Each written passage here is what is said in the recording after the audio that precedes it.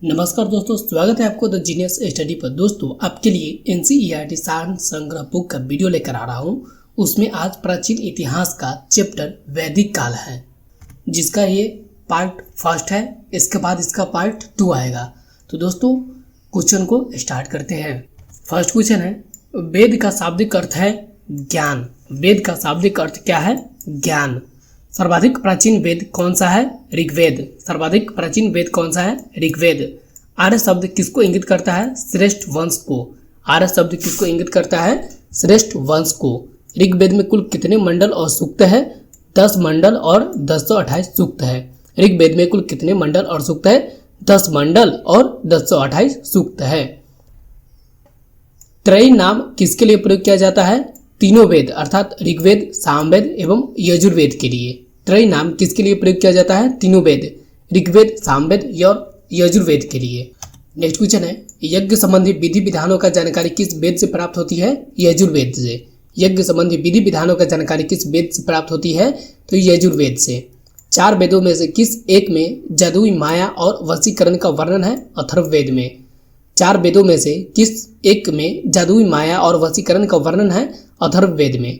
उपनिषद किस परंपरा पर आधारित है? भारतीय दर्शन परंपरा पर।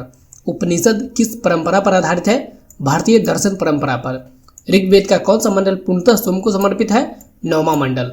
ऋग्वेद का कौन सा मंडल पूर्णतः सोम को समर्पित है? 9वां मंडल। नेक्स्ट क्वेश्चन है, अध्यात्म ज्ञान से संबंधित नचिकेता और यम का संवाद किस उपनिषद से प्राप्त होता है? कठोपनिषद में। अध्यात्म ज्ञान से संबंधित नचिकेता और यम का संवाद किस उपनिषद से प्राप्त होता है? कठोपनिषद में। उपनिषद काल के राजा अश्वपति किस स्थान के शासक थे? केकय। उपनिषद काल के राजा अश्वपति किस स्थान के शासक थे? केकय के। मोक्ष प्राप्ति के साधन की चर्चा किस वैदिक साहित्य में की गई है? उपनिषद में। मोक्ष प्राप्ति के साधन की चर्चा किस वैदिक साहित्य में की गई है? उपनिषद में। वैदिक नदी अस्कनी की पहचान किस नदी के रूप में की जाती है? चिनाब। वैदिक नदी अस्कनी की पहचान किस नदी के रूप में की जाती है? चिनाब। नेक्स्ट है, आरंभिक वैदिक साहित्य में सर्वाधिक बार वर्णित नदी कौन सी है? सिंधु। आरंभिक वैदिक साहित्य में सर्वाधिक बार वर्णित नदी कौन सी है? सिंधु। नेक्स्ट है, वैदिक काल में प्रयुक्त प्रमुख शब्द, आधुनिक नाम और प्राचीन नाम। गाय को क्या कहा जाता था? अघन्या अर्थात जिसका वध न हो। गाय को क्या कहा जाता था? अघन्या, जिसका वध न हो। राजा को क्या कहा जाता था? गोपा। राजा को प्राचीन वैदिक काल में क्या कहा जाता था? गोपा। अतिथि को वैदिक काल में क्या कहा जाता था? गोहंता या गोहन। अतिथि को वैदिक काल में क्या कहा जाता था? गोहंता एवं गोहन। धनी व्यक्ति को वैदिक काल में क्या कहा जाता था? गोमत। धनी व्यक्ति को वैदिक काल में क्या कहा जाता था? गोमत। युद्ध को वैदिक काल में क्या कहा जाता था? गविष्टि गेसु गम्य। युद्ध को वैदिक काल में क्या कहा जाता था? गविष्टि गेसु एवं गम्य। नेक्स्ट है, पुत्री को वैदिक काल में क्या कहा जाता था? दुहिता। पुत्री को वैदिक काल में क्या कहा जाता था? दुहिता। अनाज को वैदिक काल में क्या कहा जाता था? धान्य। अनाज को वैदिक काल में क्या कहा जाता था? धान्य। मरुस्थल को वैदिक काल में क्या कहा जाता था? धन्व। मरुस्थल को वैदिक काल में क्या कहा जाता था? धन्व। उपजाऊ भूमि को वैदिक काल में क्या कहा जाता था? उर्वरा। उपजाऊ भूमि को वैदिक काल में क्या कहा जाता था? उर्वरा। पशुचारण योग्य भूमि को वैदिक काल में क्या कहा जाता था? खिल्य। पशुचारण योग्य भूमि को वैदिक काल में क्या कहा जाता था? खिल्य। हल से बनी नलियों को वैदिक काल में क्या कहा जाता था? सीता। हल से बनी नालियों को वैदिक काल में क्या कहा जाता था? सीता। नेक्स्ट क्वेश्चन है, कौन सा वेद ऋग्वेद पर आधारित संगीतमय ऋचाओं का संकलन है? सामवेद। कौन सा वेद ऋग्वेद पर आधारित संगीतमय ऋचाओं का संकलन है? सामवेद। वर्ण व्यवस्था का सर्वप्रथम विवरण कहाँ से प्राप्त होता है? ऋग्वेद के 10वें मंडल से। वर्ण व्यवस्था का सर्वप्रथम विवरण कहाँ से प्राप्त होता है? ऋग्वेद के 10वें मंडल से। पूर्व वैदिक काल में किन 2 संस्थाओं का राजा पर नियंत्रण होता था? सभा और समिति का। पूर्व वैदिक काल में किन 2 संस्थाओं का राजा पर नियंत्रण होता था? सभा और समिति का। वैदिक देवता का पुरोहित किसे माना जाता है? बृहस्पति को। वैदिक देवताओं का पुरोहित किसे माना जाता है? बृहस्पति को। नेक्स्ट क्वेश्चन है, ऋग्वैदिक काल में निष्क शब्द का प्रयोग एक आभूषण के लिए होता था, किंतु परवर्ती काल में उसका प्रयोग किस वस्तु के लिए किया जाने लगा? सिक्के के लिए। ऋग्वैदिक काल में निष्क का शब्द का प्रयोग एक आभूषण के रूप में होता था, किंतु परवर्ती काल में उसका प्रयोग किस वस्तु के लिए किया जाने लगा? सिक्के के लिए। पुरुष मेध प्रथा का उल्लेख किस ग्रंथ में मिलता है? शतपथ ब्राह्मण। पुरुष मेध प्रथा का उल्लेख किस ग्रंथ में मिलता है? तो शतपथ ब्राह्मण में। नीचे कुछ इंपॉर्टेंट पॉइंट है दोस्तों, उसको पढ़ते हैं। वेद है, ये पूरा वेद है, और ब्राह्मण और सूक्त कितना है उसमें, उपनिषद उसका क्या क्या है, आरण्यक कौन कौन सा है, उद्यता अर्थात गाने वाला कौन कौन सा है, और उपवेद कौन कौन सा है, उसके बारे में पढ़ते हैं। ऋग्वेद का ब्राह्मण कौशिकी ऐतरण्य को कहा जाता है। ऋग्वेद में 1028 मंत्र है। ऋग्वेद में 1028 मंत्र है।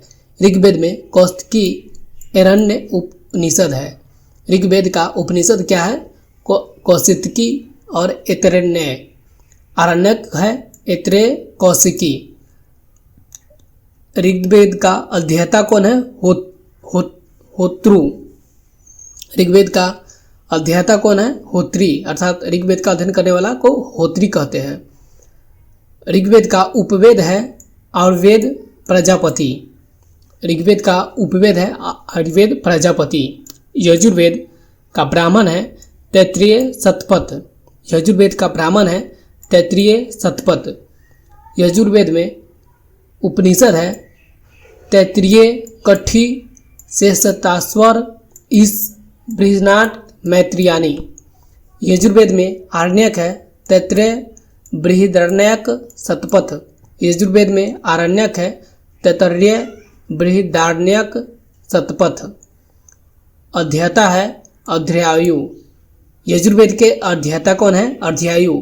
यजुर्वेद के उपवेद है धनुर्वेद, विश्वामित्र द्वारा रचित। यजुर्वेद का उपवेद है धनुर्वेद। सामवेद ब्राह्मण है पंचवीस, इसे तांड्य ब्राह्मण भी कहते हैं। सामवेद के ब्राह्मण है पंचवीस। सूक्त है 1810 मंत्र। सामवेद में 1810 मंत्र है। सामवेद में उपनिषद है केन एवं छंदोग्य। सामवेद में उपनिषद है केन एवं छंदोग्य। सामवेद में आरण्यक है जमनीय छांदोग्य। सामवेद में आरण्यक है जमनीय छांदोग्य। सामवेद के अध्येता है उद्गाता। सामवेद के अध्येता है उद्गाता। सामवेद में उपवेद है गंधर्व वेद नारद। सामवेद का उपवेद है गंधर्व वेद नारद। अथर्ववेद का ब्राह्मण है गोपथ। अथर्ववेद के ब्राह्मण है गोपथ। अथर्ववेद में सूक्त है 6000 मंत्र। अथर्ववेद में सूक्त है 6000 मंत्र। अथर्ववेद के उपनिषद है मांडव्य प्रश्न मुंडक। अथर्ववेद का उपनिषद है मांडव्य प्रश्न मुंडक। अथर्ववेद का अध्येता है ब्राह्मण। अथर्ववेद का अध्येता है ब्राह्म। अथर्ववेद के उपवेद है शिल्पवेद। नेक्स्ट है पारसियों के ग्रंथ जिंदा अवस्था में जिस अहुरमज्दा का वर्णन मिलता है वह असुरों का देवता है। पारसियों ग्रंथ जिंदा अवस्था में जिस अहुरमज्दा का वर्णन मिलता है वह असुरों का देवता है। दोस्तों इस वीडियो को लाइक करके अपने दोस्तों के साथ शेयर करें और कमेंट करके हमें बताएं ये वीडियो आपको कैसा लग रहा है। और हाँ दोस्तों, अगर आप इस चैनल पर पहली बार आए हैं तो चैनल को सब्सक्राइब जरूर कर लें। दोस्तों मिलते हैं नेक्स्ट वीडियो में, तब तक के लिए धन्यवाद।